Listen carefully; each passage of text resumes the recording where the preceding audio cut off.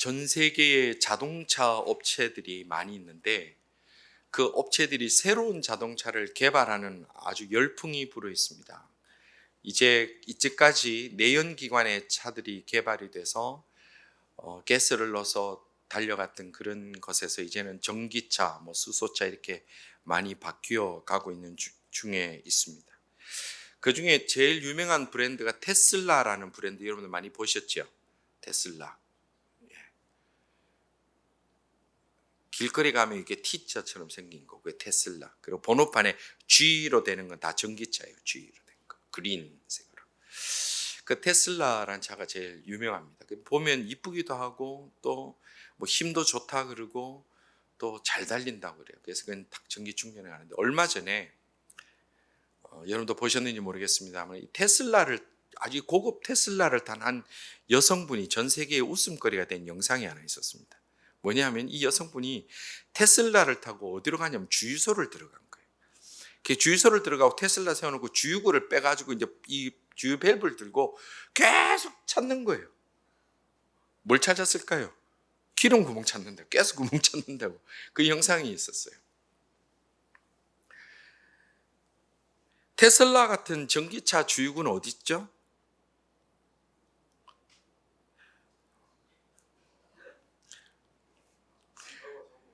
예, 타볼 수 있기를 바랍니다. 예. 테슬라 같은 전기차는 주유구가 없어요. 아무리 밸브를 들고 아무리 그거 주유구 찾아도 기름 넣을 수도 없고, 테슬라라는 차가 움직이는 동력은 가스에서 나오는 게 아니라 전기에서 나옵니다. 그 움직이는 원 동력을 잘못 이해하고 바로 찾지 못하면 그 차는 장난감일 뿐입니다. 오늘 우리는 그리스도인입니다. 하나님은 우리를 주의 백성으로 선택하여서 그리스도인의 삶을 살게 하십니다. 그리고 우리가 끊임없이 힘을 얻어 그 길을 멈추지 않고 잘 달려가기를 하나님은 원하십니다.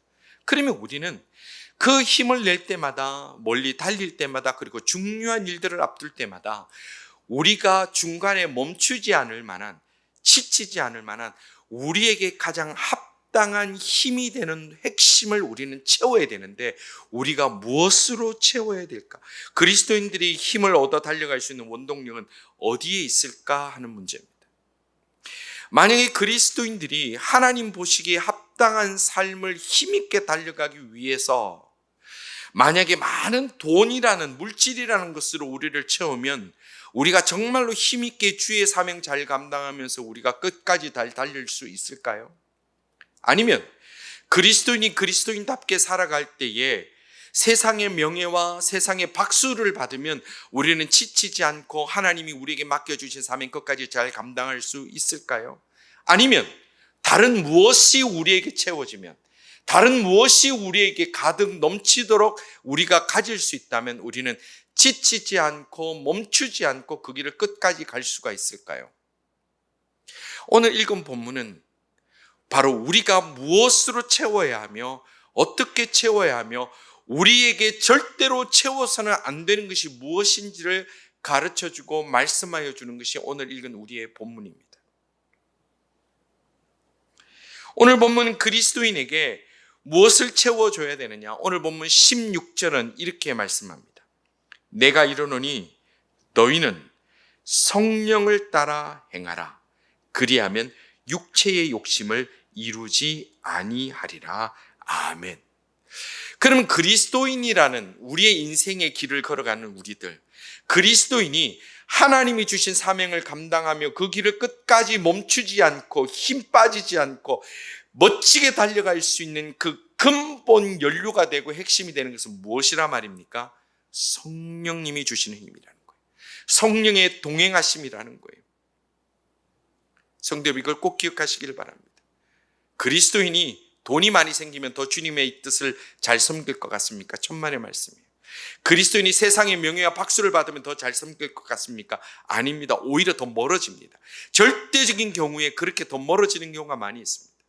그러나 오늘 본문이 우리에게 말씀하시는 것은 그리스도인이라는 존재가 멈추지 않고 끝까지 힘있게 달려갈 수 있기 위해서 그에게 채워야 되는 것은 성령의 동행하심, 성령을 따라 행하는 것이 유일한 길이라고 그렇게 말씀하고 있습니다.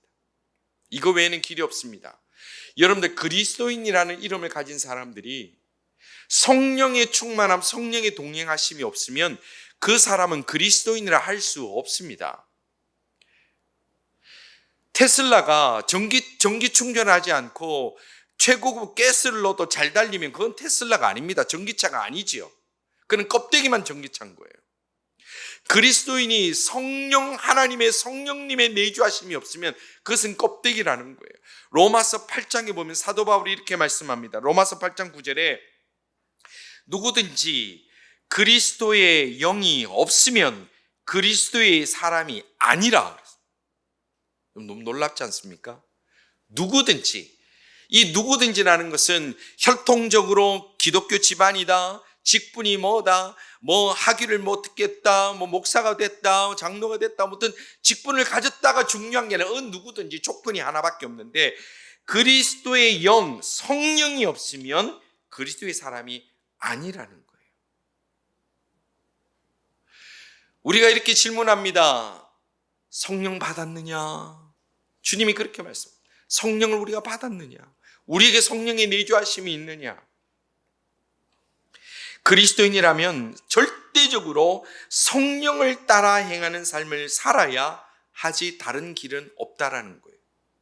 그러면 성령을 따라 산다는 것은 무엇으로 우리가 증명할 수 있느냐? 어떻게 확인할 수 있느냐? 성령 받았다면 우리가 한국교회에서 자칫 잘못 이해하면 성령 받았다면 막 맨날 풀쩍풀쩍 뛰고 입에 거품 물고 기도해도 조용히 기도하는 법은 없고 막 서서 기도하고 소리 지르고 기도하는 것만 성령을 받았느냐? 맨날 산에 가서 나무 뿌리 흔들고 40일 금식 기도하는 것만 성령을 받았느냐? 그런 것이 아니라 성령을 받았다는 소극적인 증거 중에 하나는 성령을 받은 자, 성령과 동행하는 자와 반대 길을 걸어가는 모습을 통해서 내가 어디 자리에 서 있는지를 확인할 수도 있습니다. 그것이 바로 17절의 얘기를 하고 있습니다.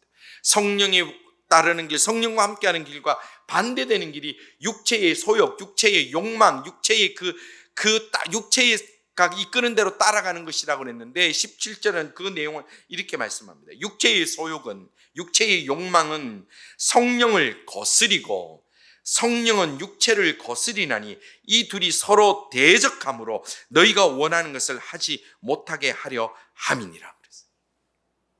다른 말로 하면 내게 성령의 내주하심, 내가 그리스도인답게 살아가느냐 하지 않느냐는 내 속에 육체의 욕망, 육신이 가지고 있는 그 욕망이 얼마나 내가 사로잡혀 있느냐를 바라보면 나의 서 있는 자리를 바로 알 수 있다는 거예요. 다른 말로 하면 저희들이 이게 와서 예배를 드린다고 해서 우리가 하나님이 기뻐하신 일을 한다고 해서 우리가 다 하나님의 사람이 아니라 내가 하나님 앞에 나와 예배드리고 하나님을 섬기는 자의 직분과 이름은 가졌을지라도 여전히 세상에서 육체의 소욕에 따라 육신의 욕심에 따라 세상의 것들에 사로잡혀 있으면 내가 서 있는 길은 뭔가 잘못되어 있다는 거예요.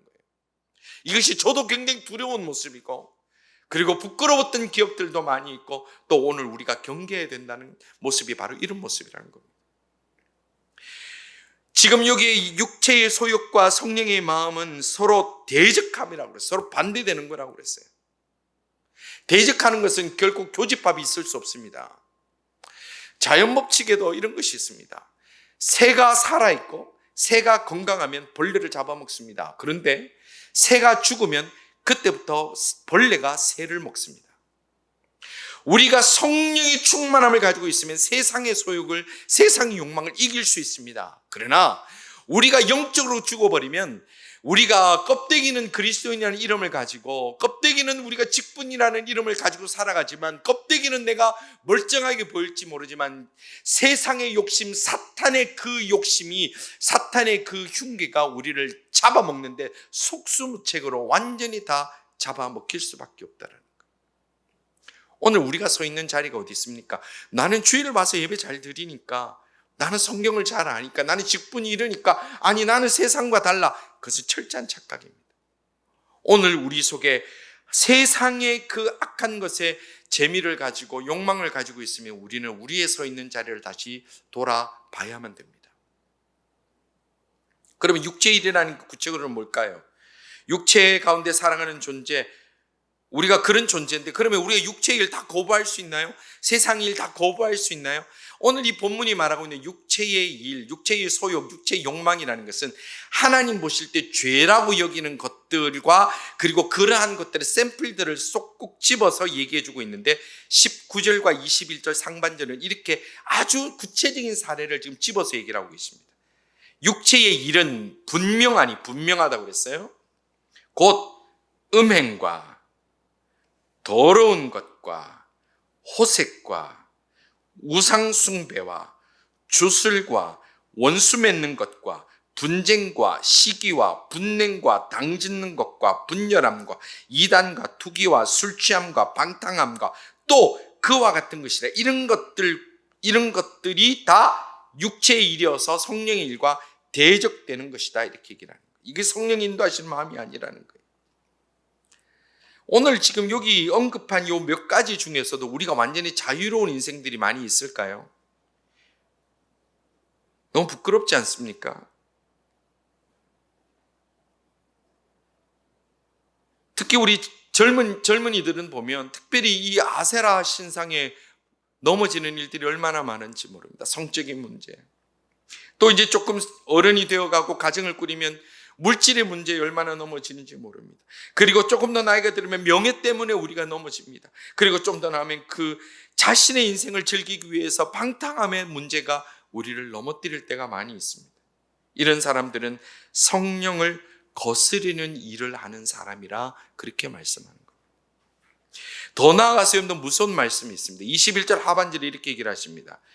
이런 일을 하는 자들은 하나님의 나라를 유업으로 받지 못할 것이요. 다른 말로 천국 못 간다는 얘기죠. 그리스도인이 아니란 얘기죠.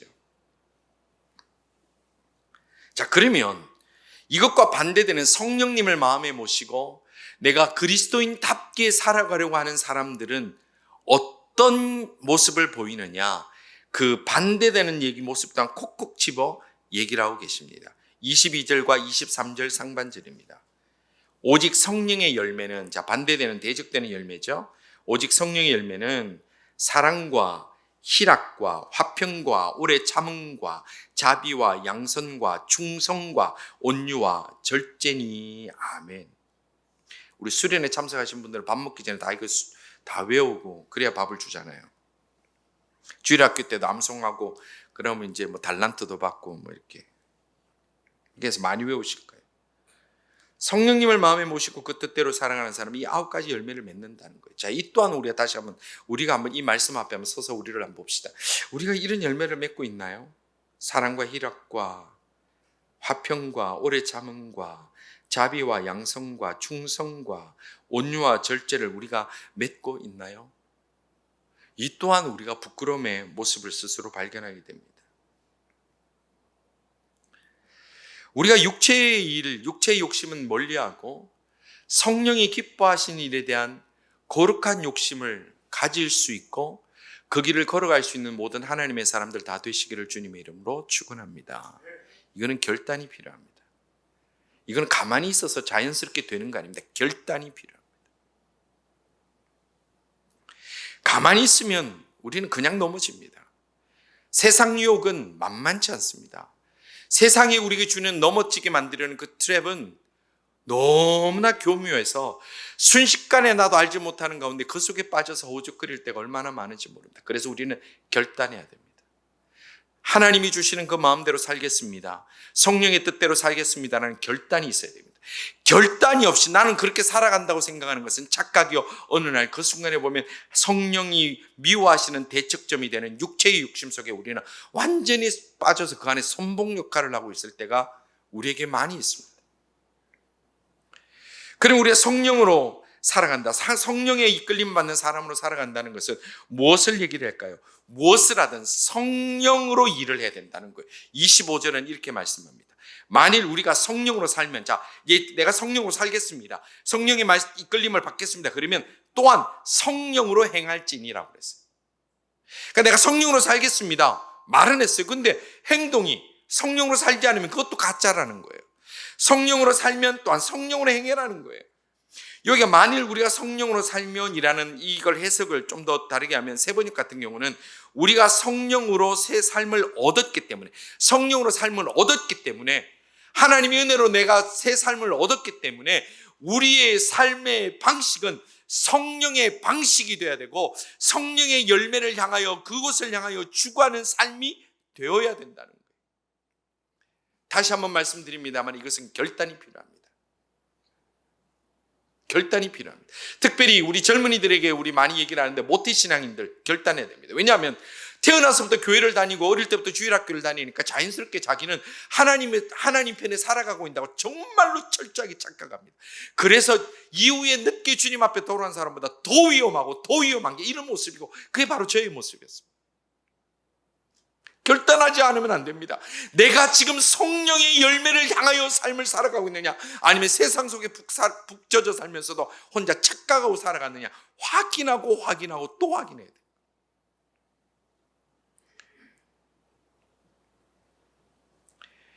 로마서 8장 5절 6절에 이렇게 말씀합니다. 육신을 따르는 자는 육신의 일을, 영을 따르는 자는 영의 일을 생각하나니 육신의 생각은 사망이요 영의 생각은 생명과 평안이니라.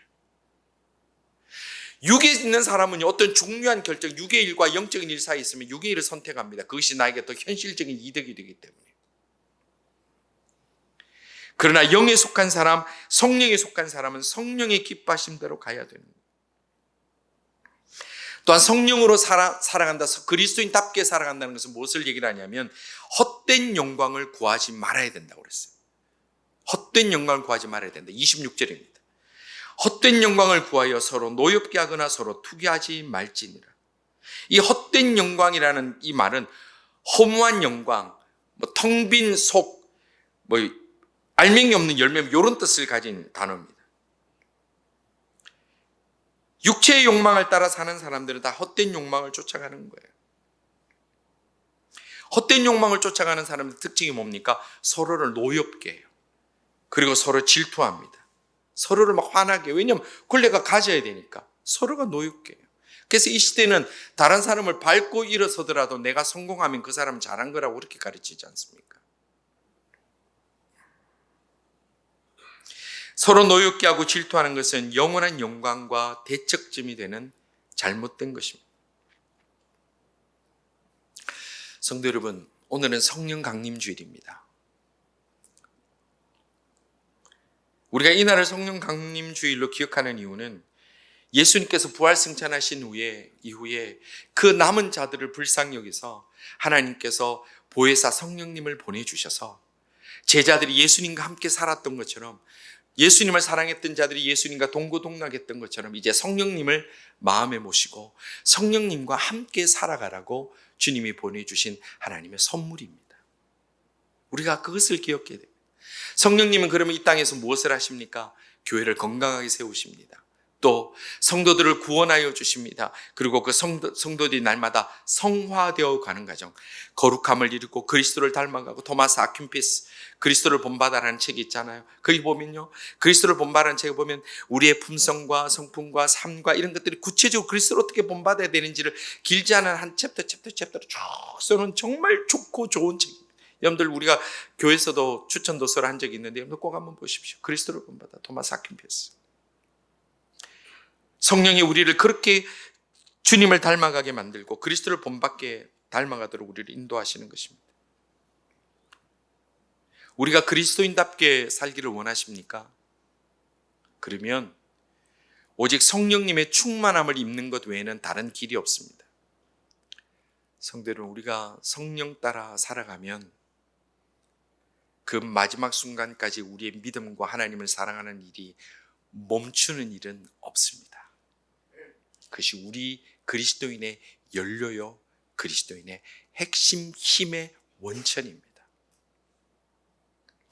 성령의 임재 없는 지식, 성령의 임재 없는 경험, 성령의 임재 없는 학위 얼마든지 가능합니다. 심지어 성령의 임재 없는 예배, 찬송, 그것도 가능합니다. 그러나 그것은 전부 다 껍데기입니다.